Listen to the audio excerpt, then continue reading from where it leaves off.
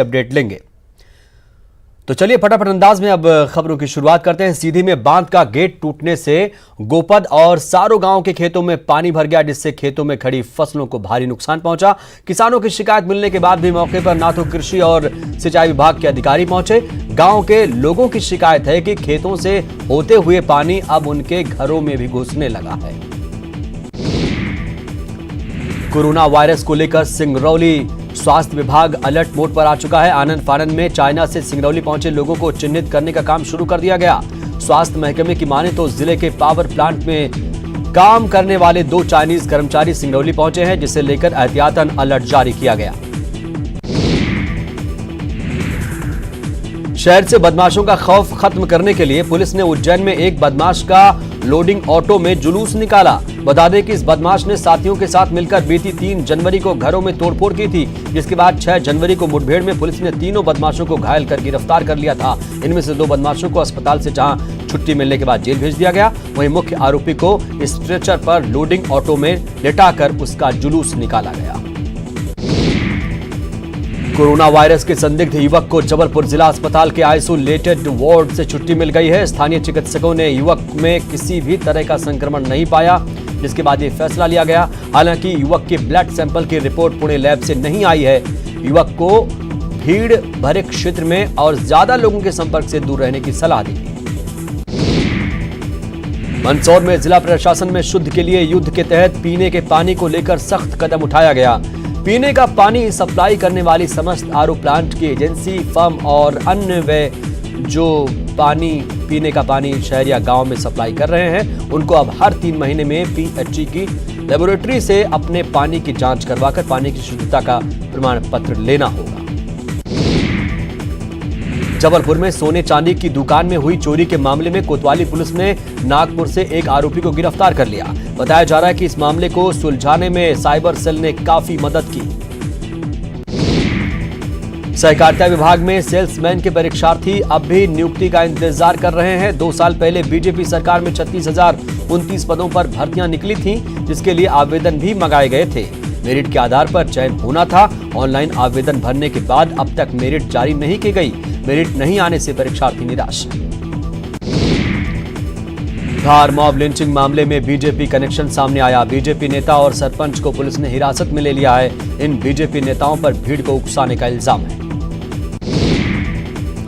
BJP प्रदेश उपाध्यक्ष जीतू जिराती ने mob lynching के मृतक को 1 करोड़ मुआवजा देने की मांग की। उन्होंने कहा कि दोषी किसी भी पार्टी से जुड़े क्यों ना हो, उन्हें खुलेआम फांसी देना चाहिए।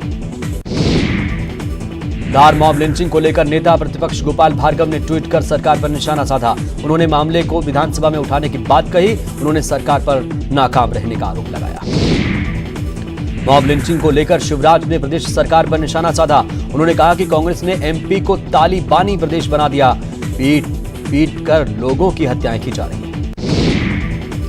शिवराज के बयान पर जीतू पटवारी ने पलटवार किया। उन्होंने कहा कि शिवराज राजनीतिक रोटियां सेकना बंद करें।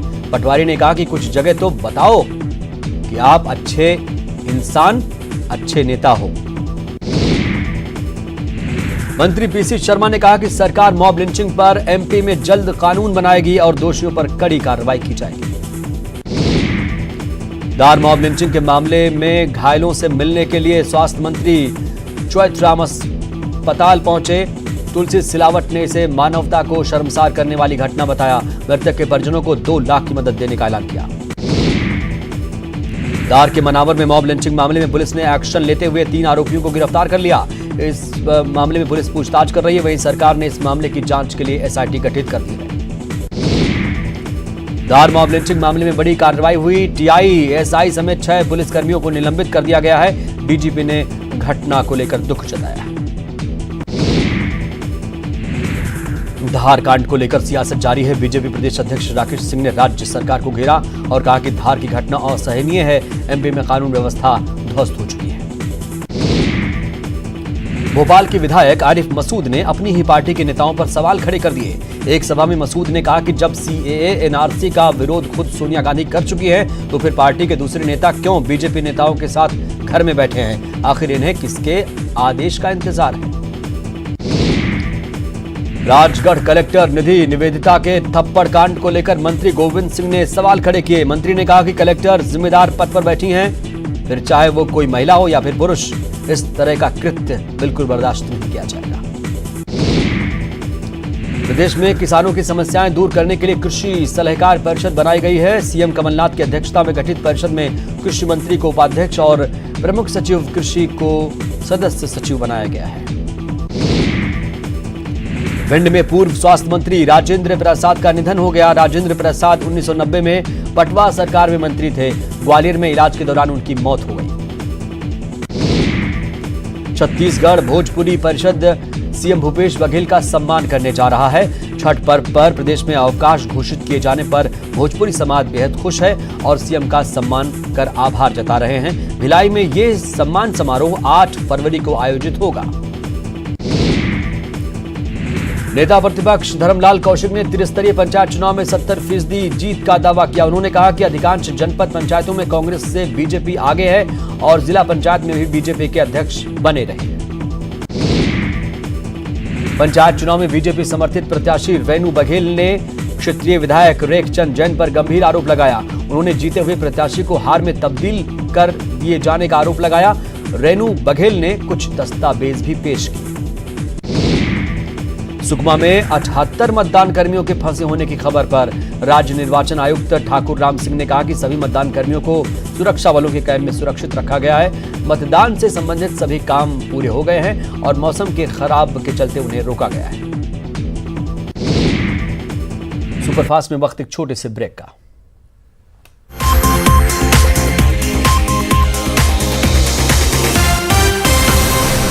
के बाद फिर से हाजिर हूं। चलिए खबरों के सिलसिले को फिर से आगे बढ़ाते हैं।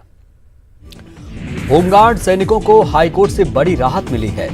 हाईकोर्ट ने 2 महीने के अनिवार्य छुट्टी के आदेश पर रोक लगाते हुए साल के पूरे 12 महीने होमगार्ड सैनिकों को सेवाएं देने के आदेश दे दिए। टेंडर घोटाले को लेकर अधिकारी आमने सामने आ चुके हैं। ईओडब्ल्यू मुख्यालय में सर्ट इन और ईओडब्ल्यू के अफसरों का आमना सामना कराया जाएगा। Indian computer emergency response team के अधिकारियों ने 10 महीने से टेंडर की तकनीकी रिपोर्ट नहीं देने का आरोप लगाया। भोपाल में मासूम का शव मिलने से सनसनी फैल गई। 2 महीने के बच्चे का शव नाले में मिला। पुलिस मामले की जांच कर रही है। सतना में झाड़ियों में एक नवजात का शव मिलने से सनसनी फैल गई। ग्रामीणों ने पुलिस को इसकी जानकारी दी, जिसके बाद पुलिस ने शव को पोस्टमार्टम के लिए भेज दिया है। सतना में दहेज को लेकर नवविवाहिता की मौत के मामले में आरोपी पिता को जान से मारने की धमकी दे रहा है, लेकिन पुलिस आरोपी को अभी तक गिरफ्तार नहीं कर पाई है। वहीं पीड़ित पिता पुलिस अधिकारियों के चक्कर काट काट कर थक चुका है। बुरहानपुर के सेवा सदन कॉलेज में चाकूबाजी का मामला सामने आया। बीकॉम के छात्र ने प्रेम प्रसंग के चलते एक छात्रा पर हमला बोल दिया और फिर छत से कूद गया। दोनों की हालत नाजुक है। ग्वालियर में बोर्ड परीक्षाओं में नकल माफिया पर सख्ती के लिए इस बार 50% परीक्षा केंद्र कड़े पहरे में रहेंगे। जिले के 92 में से 47 परीक्षा केंद्रों को संवेदनशील या फिर अति संवेदनशील श्रेणी में रखा गया है। सीधी में एक नवजात बच्ची को जीप में सवार होकर आई महिला और कुछ लोगों ने नदी में फेंक दिया। ग्रामीणों को शक हुआ और जब उन्होंने नदी में देखा तो बच्ची उसमें डूब रही थी, जिसके बाद तुरंत इस बच्ची को अस्पताल लाया गया। इलाज के दौरान बच्ची की मौत हो गई। छतरपुर के एसडीएम कार्यालय में तोड़फोड़ के मामले में पुलिस ने कई लोगों को हिरासत में ले लिया है। पुलिस इनसे संदेह के आधार पर पूछताछ कर रही है। मंदसौर में खेल खेल में मासूम की जान चली गई। स्कूल में नाटक के बाद घर में रिहर्सल के दौरान मासूम ने फांसी लगा ली। यह बच्चा भगत सिंह के रोल की प्रैक्टिस कर रहा था। मंदसौर में मासूम की मौत के बाद परिवार सदमे में है। कुछ भी बता पाने के हालात में नहीं है। वहीं पुलिस मामले की जांच कर रही है। धार में दो भाई बहन की जलने से मौत हो गई। ये बच्चे झोपड़ी में खेल रहे थे और खेल खेल में माचिस से खुद ही आग लगा ली। पर्वतपुरा गांव का यह पूरा मामला है। बुरहानपुर में छात्र ने छात्रा से चाकू पर हमला कर दिया। हमला करने के बाद छात्र गैलरी से कूद गया। दोनों की हालत नाजुक है। कोतवाली थाना क्षेत्र का यह पूरा मामला। इंदौर में जीतू सोनी के साथियों पर केस दर्ज हुआ है। साथ ही पुलिस ने 4 साथियों को गिरफ्तार किया। वहीं जीतू सोनी अभी भी फरार है। भोपाल में लो फ्लोर बसों में चोरी की वारदात कम नहीं हो रही। चलती बस में छात्रा के बैग से मोबाइल चोरी करने का सीसीटीवी फुटेज सामने आया। पुलिस ने सीसीटीवी के आधार पर 3 चोरों को पकड़ा है। दतिया में एक शख्स के साथ पुलिस ने अभद्रता की। एक बुजुर्ग की मारपीट के बाद हत्या हो गई थी, जिसकी रिपोर्ट लिखाने उसका बेटा पुलिस के पास गया था, जहां टीआई कमलजीत पर उसके साथ अभद्रता का आरोप लगा है। सतना के नजीराबाद में करीब 1200 महिलाओं ने कैंडल मार्च निकाला। एनआरसी के विरोध और दिल्ली के शाहीन बाग में धरने पर बैठी महिला की बीमार बच्ची की मौत पर यह कैंडल मार्च निकाला गया। मंदसौर में नाटक की प्रैक्टिस कर रहे एक छात्र की मौत हो गई। छात्र घर पर नाटक का रिहर्सल कर रहा था और भगत सिंह पर आधारित नाटक के लिए फांसी की प्रैक्टिस कर रहा था। उसी दौरान गलती से फांसी लग गई, उसकी मौत हो गई। दमोह में तेज रफ्तार हाईवा ने मासूम को कुचल दिया। गुस्साए लोगों ने हाईवा में आग लगा दी और हंगामा किया। भारत सरकार ने विभिन्न राज्यों में स्थित कृषि उपज मंडी को इंटरनेट के माध्यम से जोड़कर एकीकृत राष्ट्रीय कृषि उपज बाजार यानी ई नाम बनाया, लेकिन प्रदेश की ज्यादातर मंडियों में इस सिस्टम की व्यापारियों की जानकारी नहीं। सीहोर कृषि मंडी में लगे उपकरण धूल खा रहे हैं और अधिकारी कर्मचारी मौज कर रहे हैं। रायपुर एयरपोर्ट की शिकायत केंद्र से एक सामाजिक कार्यकर्ता ने की है। उन्होंने एयरपोर्ट पर पार्किंग के नाम पर 5 महीने में 30 लाख रुपए के भ्रष्टाचार का आरोप लगाया। रायपुर के भारत माता स्कूल के 4 बच्चे गायब हो गए। मंगलवार को घर से निकले बच्चे जब स्कूल नहीं पहुंचे तो प्रबंधन ने इसकी जानकारी घर वालों को दी, जिसके बाद पुलिस में केस दर्ज किया गया। जांजगीर चांपा में ससुर की हत्या के मामले में आरोपी और उसका सहयोगी गिरफ्तार कर लिया गया। आपको बता दें कि 3 फरवरी को हत्या हुई थी और आरोपी छिता पहाड़िया के जंगल में छुपा हुआ था। दुर्ग में कोरोना वायरस का एक और संदिग्ध मरीज मिला, जिसका सैंपल जांच के लिए भेज दिया गया है। कल चीन से लौटे एक ही परिवार के 3 सदस्यों में लक्षण मिले थे। मंत्री टीएस सिंहदेव ने कोरोना पर चिंता जाहिर की। उन्होंने कहा कि केंद्र सरकार राज्यों से चीन से लौटने वाले लोगों की जानकारी साझा करे। रायपुर में इनकम टैक्स विभाग की बड़ी कार्रवाई जारी रही।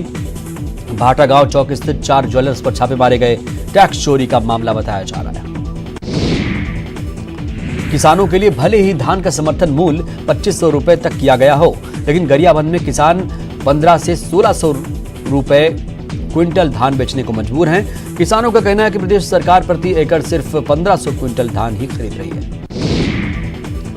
बलौदा बाजार के 86 ग्रामीण सेवा समिति के 151 उपार्जन केंद्रों में धान खरीदी किया जा रहा है, लेकिन धान का उठाव नहीं होने से समिति प्रबंधकों और किसानों को मुश्किलों का सामना करना पड़ रहा है। अभी जिले के 23 धान खरीदी केंद्र से धान का उठाव शून्य है।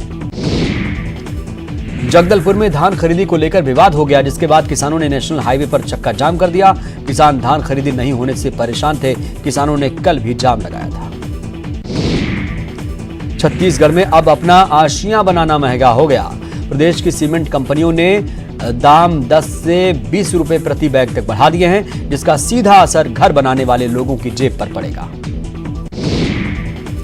अंबिकापुर नगरी निकाय ठेकेदार संघ के द्वारा नगर निगम अंबिकापुर में महापौर अजय तिर्की को एक ज्ञापन सौंपा और सुरक्षा निधि को लेकर शिकायत।